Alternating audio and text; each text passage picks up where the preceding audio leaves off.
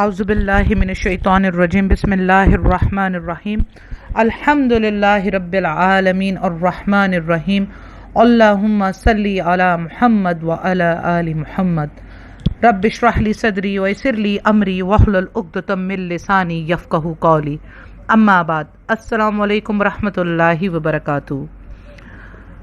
الحمدللہ اللہ کے فضل سے اور مدد سے آج ہم ایک ٹاپک کو ڈسکس کریں گے، اور وہ ٹاپک ہے کہ وقت نزاع کے وقت کیا کرنا چاہیے، کیونکہ یہ معاملہ ہم سب لوگوں کے ساتھ پیش آنے والا ہے۔ تو ہم لوگوں کو یہ پتہ ہو کہ ہمارے سامنے جو لوگ وقت نزاع میں ہوں ان کے ساتھ ہمارا کیا ایٹیٹیوڈ ہونا چاہیے، اور اس کے علاوہ ہم میت کا غسل بھی ڈسکس کریں گے انشاءاللہ تعالی۔ تو پہلے تو وقت نزاع سے شروع کریں گے کہ وقت نزاع کے وقت ہمارا کیا معاملہ ہونا چاہیے۔ تو یاد رکھیے کہ وقت نزاع کے وقت ہمارے لیے سب سے بہترین کام یہ ہے کہ ہم جو وقت نزاع میں ہے، تکلیف میں ہے، اور اس کے پاس بیٹھیں اور اس کے پاس ہلکی آواز کے ساتھ، یعنی کہ اتنی کہ جو اس کو سنائی دے، کلمہ شہادت پڑھیں۔ ٹھیک ہے، اس کو تلقین کرنا بھی کہتے ہیں، لیکن بعض اوقات مرنے والا جب اپنی آخری وقت میں ہوتا ہے، نزاع کے وقت میں، تو وہ اس کو اتنی تکلیف ہو رہی ہوتی ہے کہ وہ اس وقت کچھ غلط کلمات بھی منہ سے کہہ سکتا ہے، یا کوئی انکار کر سکتا ہے کسی چیز کا تکلیف کی وجہ سے۔ تو اس لیے سچویشن کو دیکھتے ہوئے آپ تلقین کیجئے کہ اگر وہ ہوش میں ہے اور پہچان رہا ہے اور بات کر سکتا ہے تو اس کو آپ کہیں کہ آپ کلمہ شہادت پڑھیں، تب تلقین کریں۔ لیکن اگر دیکھیں کہ وہ اپنے ہوش میں نہیں ہے اور نہیں پہچان رہا لیکن دیکھ رہا ہے، تو اس وقت اس کے پاس بیٹھ کر آپ نے خود کلمہ شہادت پڑھنا ہے، اشہد ان لا الہ الا اللہ واشہد ان محمدًا عبدہ ورسولہ۔ یہ آپ نے پڑھنا ہے، اس سے کہ اس کو آپ کے پڑھنے کی وجہ سے یاد آئے اور وہ بھی پڑھنا شروع کر دے۔ اس کے لیے مسند احمد کی حدیث نمبر 3002 ہے، ٹھیک ہے، جس کی سند بالکل ٹھیک ہے۔ تو یہ آپ نے اس وقت بیٹھ کر پڑھنا ہے اور یا تلقین کرنی ہے، لیکن سچویشن میں نے آپ لوگوں کو بتا دی ہے کہ سچویشن کس طریقے سے آپ نے جو ہے وہ اس کو سچویشن کے مطابق آپ نے اس چیز کو کرنا ہے۔ اب آ جائیے کہ اب وقت نزاع میں کلمہ شہادت آپ پاس بیٹھ کے پڑھتے رہے، اور اب ان کی جو ہے وہ وقت آ گیا، آپ اس کے علاوہ اور کچھ نہیں پڑھیں گے۔ بہت سے لوگ یہ کہتے ہیں کہ سورہ یاسین کا جو ہے وہ پڑھنا چاہیے، کہ سورہ یاسین کی تلاوت جو ہے روح نکلنے کے لیے آسانی ہوتی ہے، تو یہ حدیث ضعیف ہے، ٹھیک ہے، اس کی سند ضعیف ہے، اور یہ مسند احمد میں 3014 پہ ہے۔ میں انٹرنیشنل نمبرنگ آپ لوگوں کو بتا رہی ہوں، یہ مسند احمد کی 3014 اس کا نمبر ہے، جس میں کہ ہمارا معاشرہ زیادہ تک یہی کرتا ہے کہ جی آپ فوت ہونے والے کے پاس جو ہے روح نکلنے میں آسانی ہوگی، اس کے نزاع کے وقت سورہ یاسین پڑھیں۔ تو یہ حدیث نہیں بلکہ بزرگوں کا قول ہے، اور یہ بات مسند احمد 3014 میں ہے۔ ایسی کوئی حدیث نہیں ہے کہ یہ آسانی ہے، یہ ایک بزرگوں کا قول ہے جو مسند احمد 3014 میں ہے، ٹھیک ہے، بلکہ ضعیف بھی نہیں ہے، یہ بزرگوں کا قول ہے، اور یہ آپ کو مسند احمد 3014 میں مل جائے گا کہ یہ کسی صحابی کی یا نبی صلی اللہ علیہ وسلم کا قول نہیں ہے، بلکہ بزرگوں کا قول ہے۔ تو بزرگوں کی باتوں کے اوپر دین نہیں کھڑا ہوا، ٹھیک ہے۔ تو یہ آپ نہیں کریں گے، آپ صرف اور صرف جو ہے وہ کلمہ شہادت کی تلقین کریں گے، جس کی آپ کو مسند حدیث میں نے بتا دی ہے 3002 میں۔ اب اس کے بعد کیا ہوتا ہے کہ ڈیتھ ہو گئی، اور اب ہمارے ہاں جو خاص طور پر خواتین ہیں وہ کیا کرتی ہیں، چیخنا چلانا شروع کر دیتی ہیں۔ تو یہ سختی سے منع ہے، ٹھیک ہے نا۔ میت پر رخسار پیٹنا، گریبان کا پھاڑنا یا اپنے دوپٹے کو کھینچنا، اپنے بالوں کو نوچنا اور چیخ و پکار کرنا سختی کے ساتھ منع ہے۔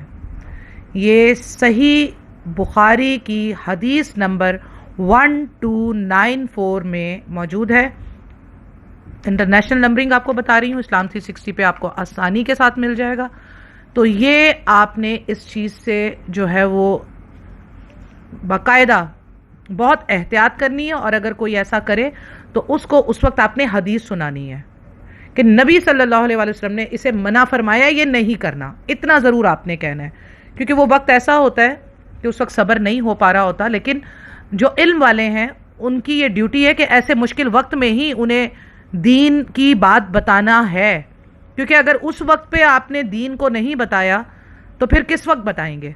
اول تو ہماری تربیت پہلے سے یہ ہونی چاہیے کہ ہمارا کوئی جب پیارا فوت ہو تو ہم اس پر اتنے زیادہ جو ہے صبر والے ہوں کہ ہمارے سامنے نبی صلی اللہ علیہ وسلم کی یہ حدیثیں موجود ہوں کہ ہمیں ایسا کوئی کام نہیں کرنا۔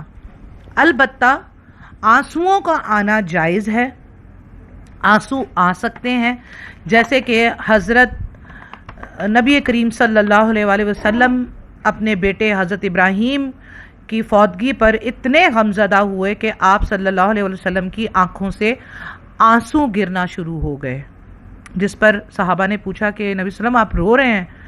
تو آپ نے فرمایا کہ یہ تو رحمت ہے، یہ آنسو تو رحمت ہے، لیکن ہم اللہ تعالیٰ کہ کسی بات پر اللہ کی ناراضگی مول نہیں لیں گے۔ مفہوم ہے اس حدیث کا، یہ بخاری کی حدیث ہے، بخاری میں اس کا نمبر ہے 1303۔ تو آنسوؤں کا آنا بالکل جائز ہے، غمگین ہونا بالکل جائز ہے۔ ظاہری سی بات ہے وہ وقت ایسا ہوتا ہے کہ جس میں انسان بہت غمگین ہوتا ہے، اس لیے غم کا ہونا بالکل جائز ہے۔ یہ بخاری میں 1300 ہے، اور نبی صلی اللہ علیہ وسلم کے بیٹے حضرت ابراہیم کے فوتگی پر آپ صلی اللہ علیہ وسلم کے آنسو آنا یہ بخاری کی حدیث نمبر 1303 میں موجود ہے۔ اچھا، اب آتے ہیں اس بات کی طرف کہ بعض لوگ یہ کہتے ہیں کہ میت کے اوپر رونا اور اس کے اوپر جو کوئی چیختا چلاتا ہے، اور رونا تو میں نے آپ کو بتایا کہ وہ جائز ہے، لیکن آواز کے ساتھ نہیں، صرف آنسوؤں کا گرنا یہ جائز ہے۔ لیکن بعض لوگ آپ لوگوں کو یہ کہتے ہوئے ضرور ملیں گے کہ جی میت کے اوپر جو ہے وہ ہمیں جو ہے بعض لوگ نوحہ کر رہے ہوتے ہیں اور چیخ و پکار کر رہے ہوتے ہیں، تو ہم میں سے کافی لوگ وہاں پر یہ کہتے ہیں کہ ایسا نہیں کرو، ایسے جو ہے وہ میت کو عذاب ہوگا، کہ میت کو عذاب ہوتا ہے۔ تو یہ بات بالکل درست نہیں، ٹھیک ہے؟ وہ بات نبی صلی اللہ علیہ وآلہ وسلم نے یہودی کے جنازے کے لیے اس میت کے لیے فرمائی تھی، اور یہ حدیث آپ کو اچھے طریقے سے بخاری میں پوری تفصیل کے ساتھ مل جائے گی۔ اماں عائشہ نے یہاں پر، کیونکہ یہی معاملہ جو ہے حضرت عمر بن خطاب اور عبداللہ بن عمر ان کے بیٹے کا تھا کہ وہ ہمیشہ جو ہے وہ نوحہ کرنے سے، اور ایسا کوئی معاملہ ہوتا تھا تو وہ روکتے تھے اور کہتے تھے کہ اس طرح سے جو ہے میت کو عذاب ہوگا۔ تو اس بات کو پھر جب یہ بات اماں عائشہ تک پہنچی تو انہوں نے کہا کہ عمر بن خطاب کو اور عبداللہ بن عمر کو اس کو سمجھنے میں غلطی ہوئی ہے، کیا تم نے، اماں عائشہ نے فرمایا کیا تم نے یہ بات نہیں پڑھی قرآن میں کہ کوئی جو ہے بوجھ اٹھانے والا کسی دوسرے کا بوجھ نہ اٹھائے گا؟ یہ آیت پڑھی، اور بخاری میں اماں عائشہ کی یہ حدیث پوری تفصیل کے ساتھ موجود ہے، جسے آپ اچھی طریقے سے جا کر چیک کر سکتے ہیں۔ انٹرنیشنل نمبرنگ کے مطابق بخاری میں 1288 اس کا نمبر ہے کہ میت پر رونے سے مسلم میت کو عذاب نہیں ہوتا۔ تو یہ آپ کو پوری ڈیٹیل اس میں مل جائے گی۔ اول میں نے آپ کو کہا ہے کہ رونا، آنسوؤں کا گرنا، آواز کے ساتھ جو ہے وہ نوحہ کرنا، چیخنا چلانا، یہ منع ہے مسلمان کے لیے، اور اگر کوئی کرتا ہے تو اسے میت کو عذاب نہیں ہوگا۔ اگر وہ اس چیز سے لوگوں کو جب اپنی زندگی میں منع کرتا رہا ہے تو اس کو عذاب نہیں ہوگا۔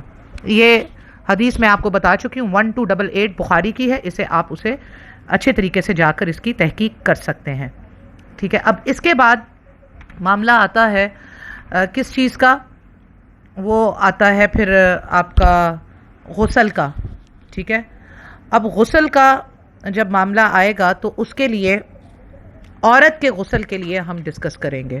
ٹھیک ہے کہ عورت کا غسل کون دے گا. البتہ اس کے لیے میں پہلے تو ایک بات یہ بتا دوں کہ عورت کو غسل اس کا شوہر بھی دے سکتا ہے. یہ حدیث المستدرک حاکم میں 4769 انٹرنیشنل نمبرنگ کے مطابق موجود ہے کہ حضرت علی رضی اللہ تعالی عنہ نے حضرت بی بی فاطمہ کو خود غسل دیا اور ان کے ساتھ کچھ خواتین بھی شامل تھیں. تو خود غسل دیا. دیکھیے غسل جب دیا جاتا ہے تو میت کو بالکل برہنہ نہیں کیا جاتا، کپڑا اوپر رکھا جاتا ہے اور آپ دستانوں کے ساتھ ہی جو ہے جسم کو ملتے ہیں، لیکن اوپر کپڑا ہوتا ہے، آپ کا ہاتھ کپڑے کے نیچے جو ہے وہ کام کر رہا ہوتا ہے، دیکھتا اس وقت کوئی بھی نہیں ہے.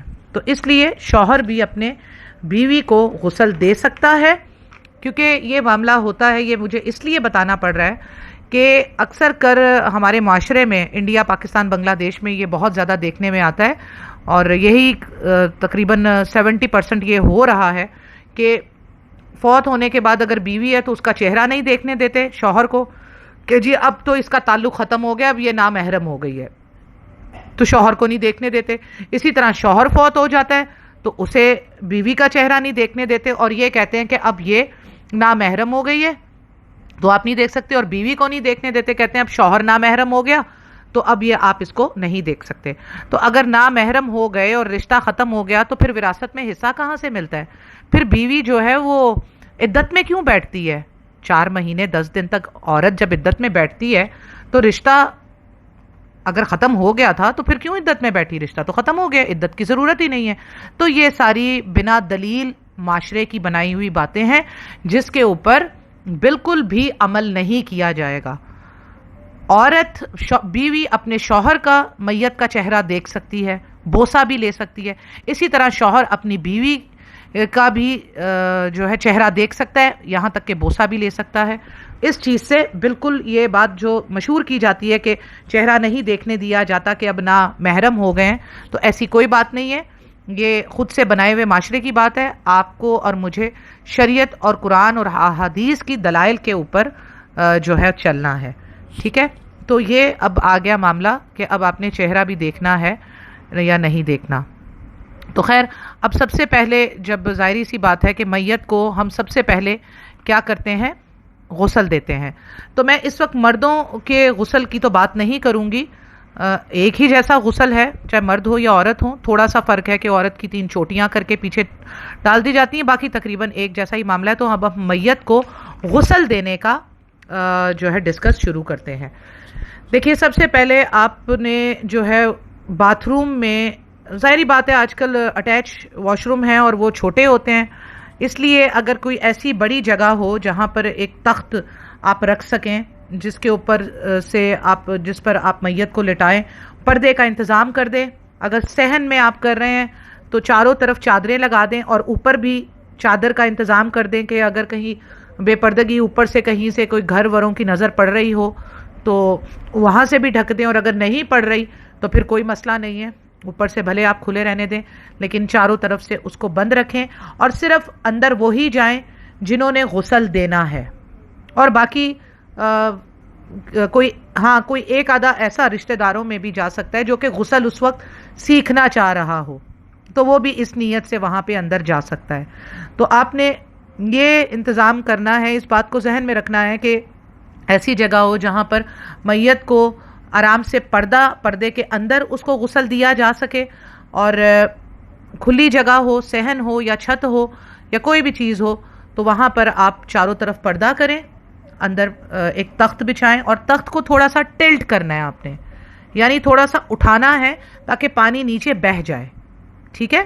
اس طریقے سے، یعنی کہ آپ نیچے اینٹیں وغیرہ رکھ دیں تخت کے پایوں کے نیچے کہ وہ تھوڑا سا، اتنا زیادہ بھی نہیں کرنا کہ میت جو ہے وہ پھسل کے نیچے گرنے کا خطرہ ہو، تھوڑا سا کرنا ہے کہ پانی جو ہے وہ رکے نہیں بلکہ بہہ جائے. 1-2 اینٹیں آپ نے ایک پائے کے نیچے ایک اینٹ ایک پائے کے نیچے رکھیں گے تو وہ کافی ہوگا. اس کے بعد آپ نے جو ہے وہ شروع کرنا ہے عورت کے میت کا غسل. میں اس وقت آپ لوگوں کو بتا رہی ہوں کہ آپ نے ایک بالٹی میں پانی ڈالنا ہے, نیم گرم پانی ہونا چاہیے, اس میں بیری کے پتے ڈالنے ہیں آپ نے, ٹھیک ہے.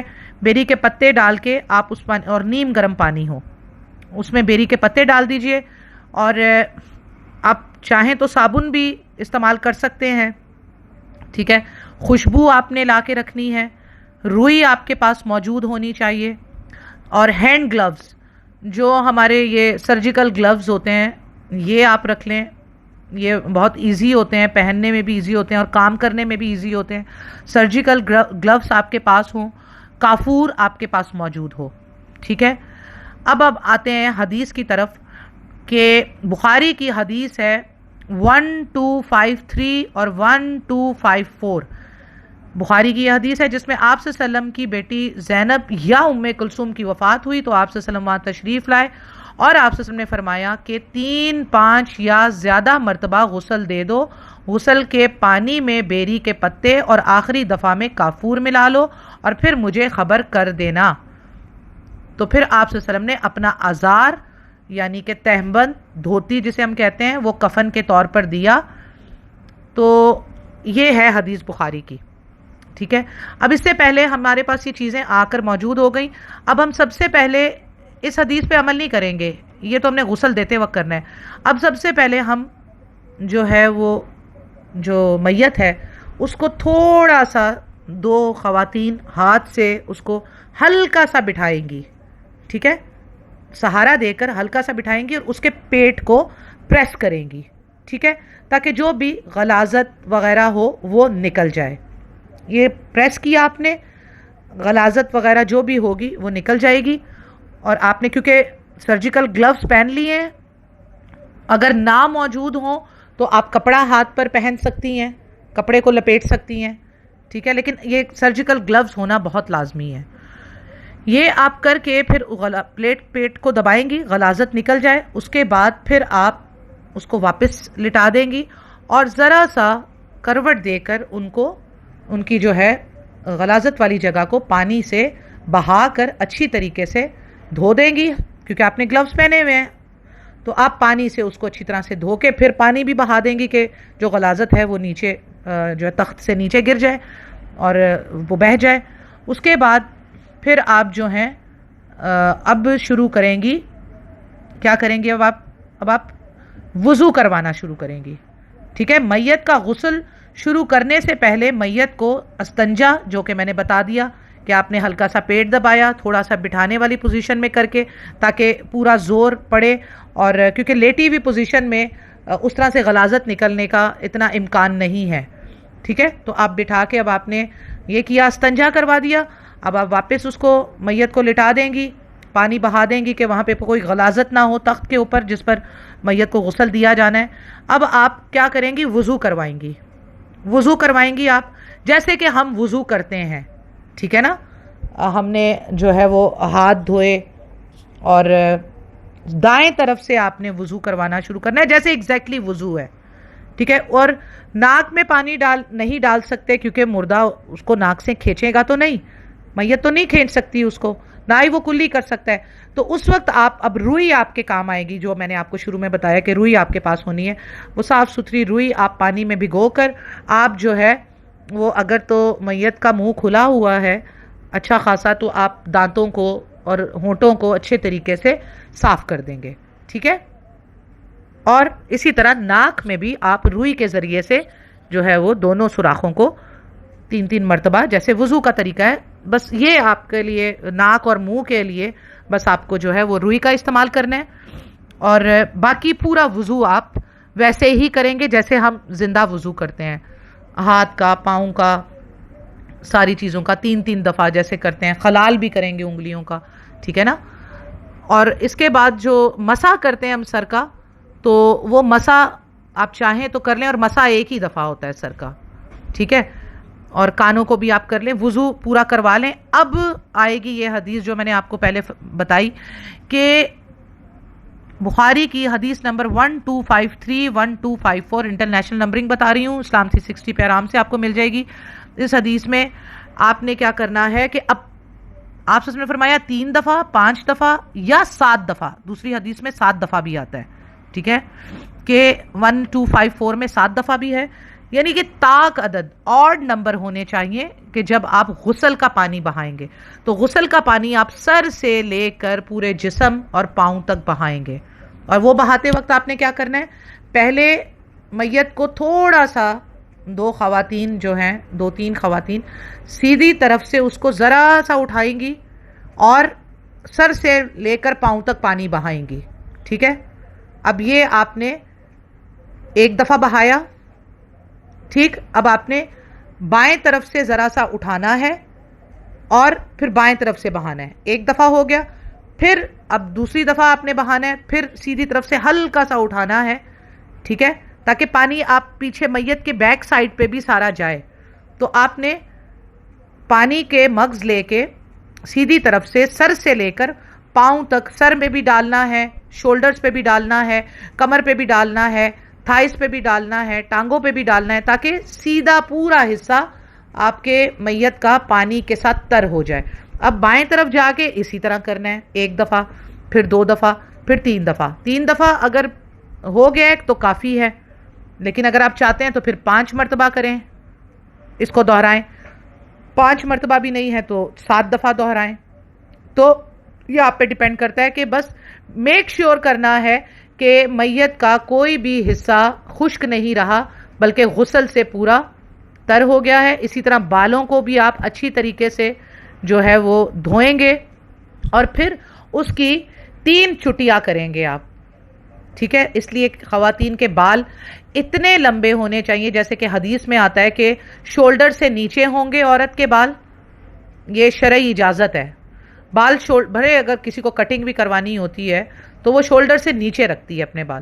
تو اب عورت کے بالوں کی 3 چٹیاں یا 3 لٹیں آپ اس کو کہہ لیں، وہ آپ نے پیچھے کی طرف، پیچھے سائڈ جو ہے وہ ایک درمیان میں اور 2 دونوں سائڈ، لیفٹ اور رائٹ، یہ 3 چٹیاں آپ پیچھے کر دیں گی بنا کر خاتون کی میت کی. اور کنگھی آپ نے ساتھ رکھنی ہے، یہ میں بھول گئی تھی بتانا، کنگھی اب آپ اگر آسانی ہو سکتی ہے، تکلیف نہیں ہونی چاہیے میت کو، کیونکہ میت کا حکم وہی ہے جو زندہ انسان کا ہے کہ ہم جیسے زندہ انسان کو کوئی تکلیف نہیں دے سکتے، اسی طرح میت کو بھی ہم کوئی بھی تکلیف نہیں دے سکتے. تو آسانی کے ساتھ آپ نے، اگر دیکھیں بال بہت زیادہ جڑے ہوئے ہیں، ممکن نہیں ہے اور کنگھی نہیں کی جا سکتی، تکلیف دینے والا معاملہ ہوگا، تو پھر آپ نے بس 3 لٹیں بنا کے اور اس کو بس آپس میں ایسی گوندھ کے اور پیچھے ڈال دینا ہے.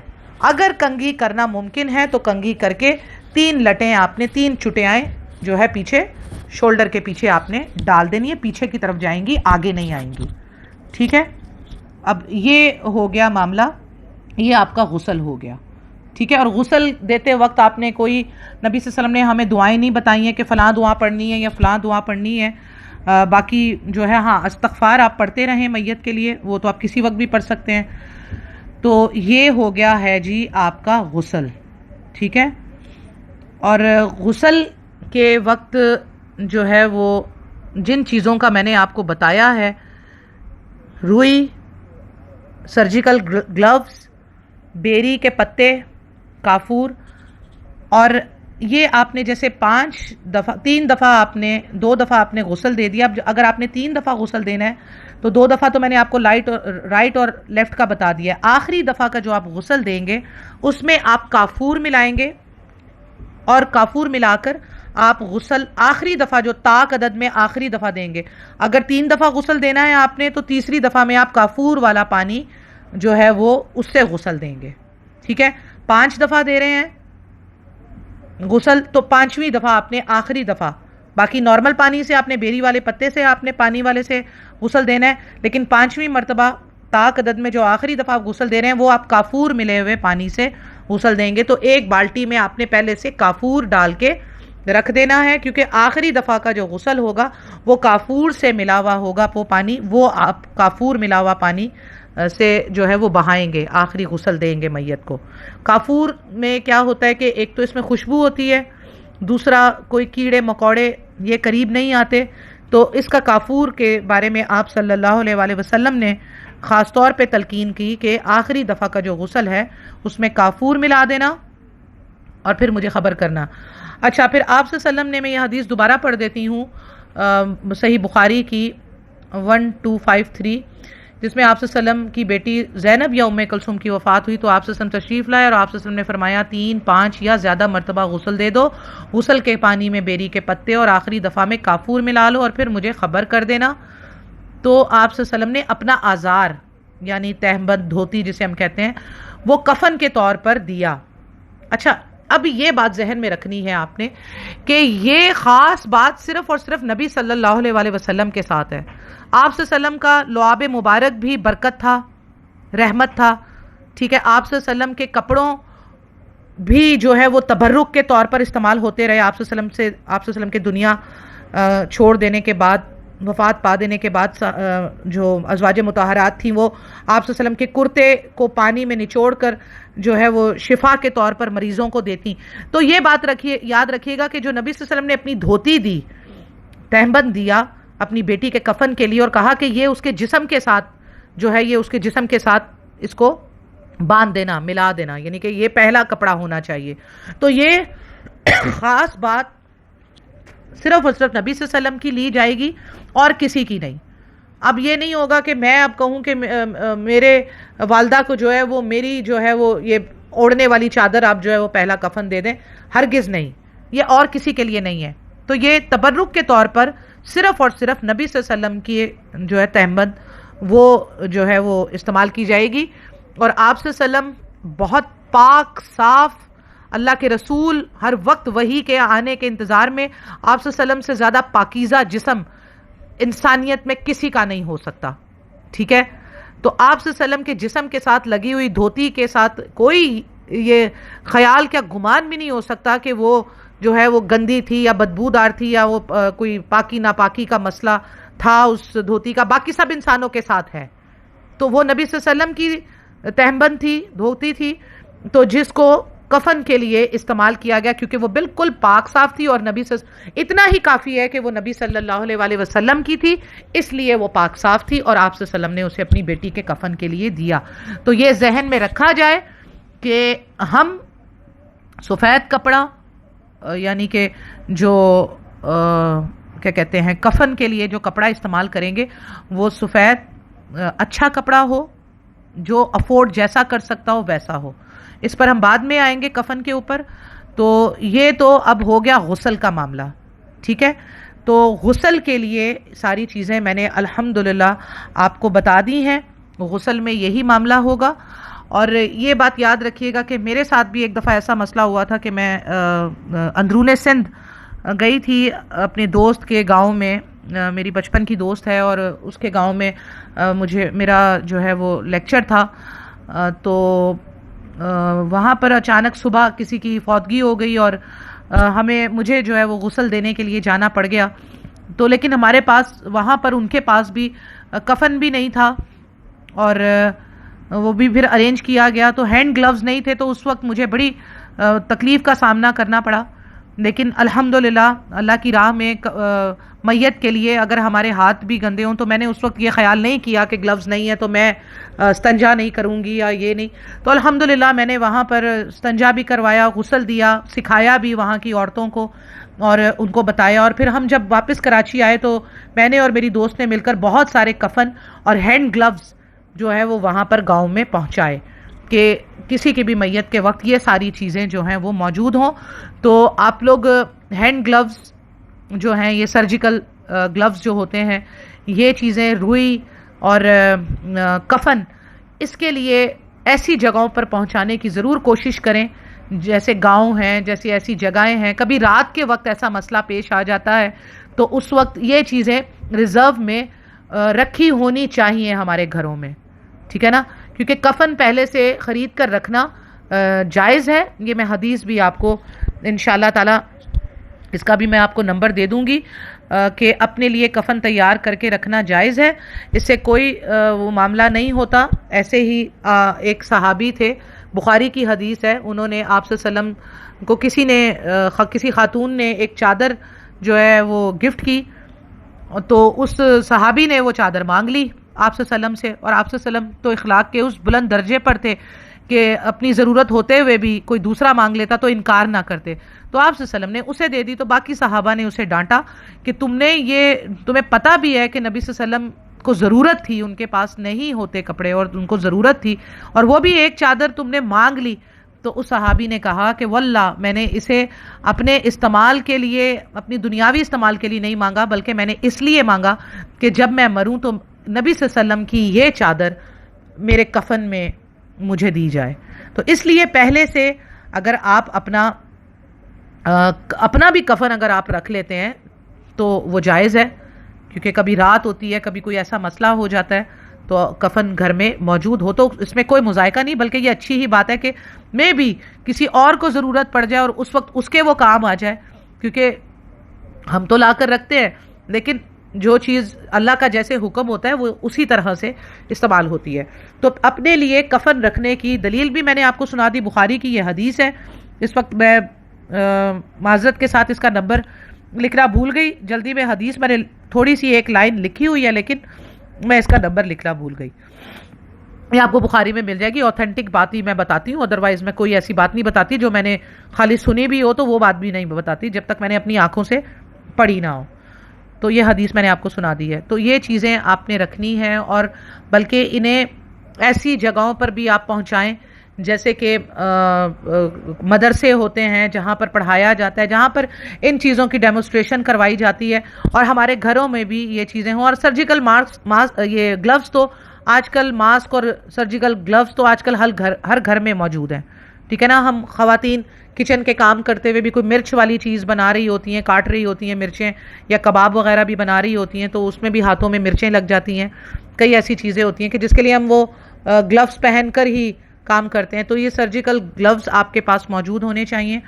اور آپ چاہیں تو غسل کہہ رہی ہوں کفن کے لیے جو ہے کپڑا بھی، کفن بھی گھر میں رکھ سکتے ہیں، کوئی مذائقہ نہیں. البتہ جو لوگ اس کو زمزم سے دھو کے اور ایسی چیزوں کے ساتھ کر کے رکھتے ہیں تو اس کی کوئی شریعت میں جو ہے وہ کوئی اس کی وہ دلیل نہیں ملتی، کوئی ثابت نہیں ہے.